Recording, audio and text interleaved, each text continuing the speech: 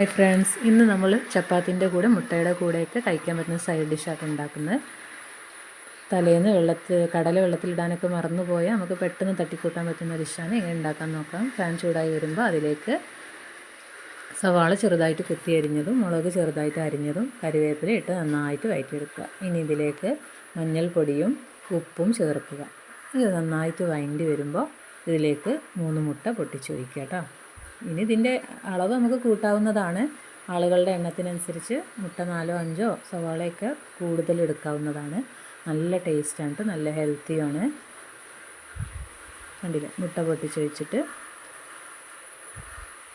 അത് നന്നായിട്ട് ചിക്കിയെടുക്കുക.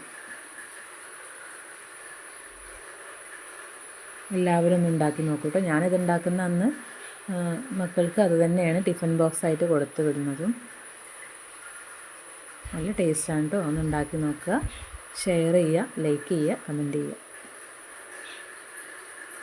ഇത്രയേ ഉള്ളൂ. നമ്മൾ ഡിഷ് റെഡിയായി. ഇനി ചപ്പാത്തിയുടെ കൂടെ വിളമ്പാം, അപ്പത്തിൻ്റെ കൂടെയും വേണമെങ്കിൽ വിളമ്പാം. കണ്ടില്ലേ, ഞാൻ ടിഫിൻ ബോക്സിലിട്ടിട്ട് അതിൻ്റെ മുകളിൽ ചപ്പാത്തിൻ്റെ കൂടെ